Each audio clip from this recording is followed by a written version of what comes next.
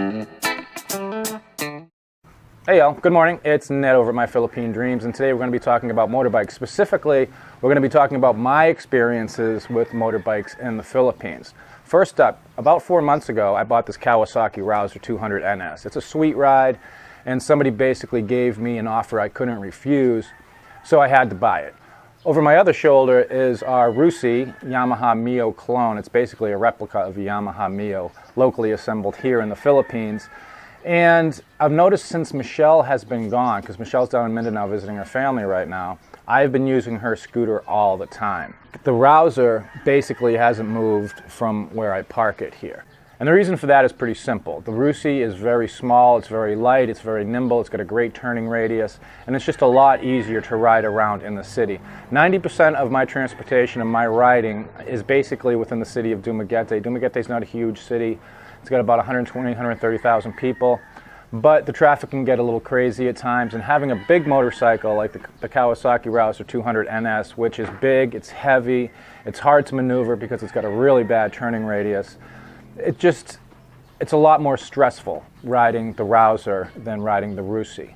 Now, we got the Rusi, we purchased the Rusi about a year and a half ago. We got it from Michelle. We spent about 20,000 pesos for it. We got it at Rusi Garden down in Dumaguete. And the only problem I have with it is the reliability. It's not very reliable. I don't know if it's because of the difference in the specifications when the components are being made.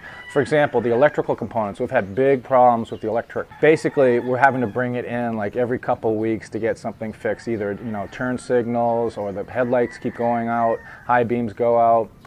It's really frustrating. But when it comes down to it, riding it around town, running errands, going to the store, going to, get groceries, the Rusi, the Yamaha Mio clone, is a great little bike. And like I said before, I've been using it a lot more than my Kawasaki Rouser 200 NS. Now, if you're going long distances, if you're going to go, traveling around, going on adventures all over the islands, the Kawasaki is a good bike. It's got 150% more horsepower than the little Rusi. It's got like 200% more torque, and it also has front and rear disc brakes. Basically, it can stop on a dime. It's a pretty solid bike. It's very reliable. I've only put 3,000 kilometers on it since I purchased it, but I've had zero problems. When I look at the number of times that my Yamaha and the Kawasaki have had to go to the shop compared to the number of times that the Rusi has had to go to the shop, it's like 10 times the number. Matter of fact, basically with the Kawasaki and the Yamaha, all I had to do was change brakes, oil, and tires. That's basically all I've had to do with those bikes. The Rusi, on the other hand, but a lot of times you get what you pay for. And even though the Kawasaki Rouser 200 NS definitely has its advantages when it comes to going long distances, or the power, passing sugarcane trucks and all that stuff, getting out of the way of shit that's coming at you, it's just not real practical for living in the city like we do. We're perched here on the edge of the city, and again, most of my riding is into town and back here. So it's just a lot more easier just jumping on this little Rusi and zipping off. Although if you're a large guy, you kind of look like that circus bear on the little bike as you're going down the road, but hey. I've always been an adherent of function over form. So, after 4 months of having the Rouser, I like it, it's a great bike, but it's just not real practical for where we live and the transportation needs that we have. The Rusi, on the other hand, is very practical. Again, it's light, it's nimble, the turning radius is great.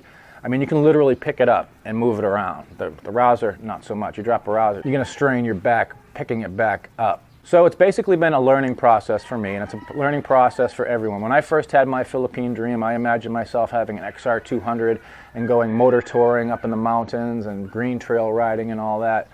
I didn't know that I was going to break my back and have radiculopathy and sciatica and all that stuff, which kind of derailed that dream. Also, the 200, those big, motorsport, dual sport bikes, they're big, they're heavy, and I only have a 32-inch inseam, so it's hard for my little feet to reach the ground, so I'm not a big fan of those. So assessing your transportation needs is pretty important. It's been a process for me. I'm learning as I go.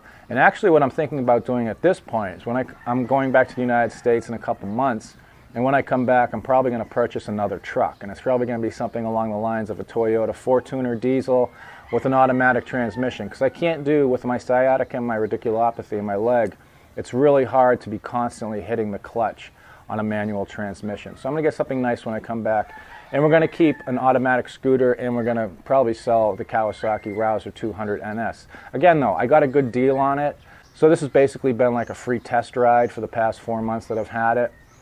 But I think balancing the vehicle, you have a larger vehicle, there's been a lot of motorcycle accidents in Dumaguete over the past 3-4 months. 3 foreigners have been killed in these accidents.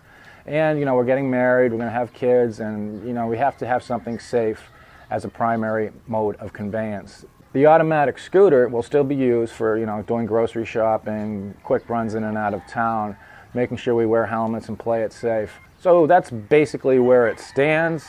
It's getting hot. It's summertime here in the Philippines, so I'm going to go inside and turn on the air conditioning. It's only like 10:30 in the morning, and it's already 90 degrees. So that's an update on our scooter and our Kawasaki Rouser 200 NS and my plans for the future. It's one misadventure after another. Like, dislike, subscribe, pass it along, and until next time, this is Ned over My Philippine Dreams. Be cool and safe driving.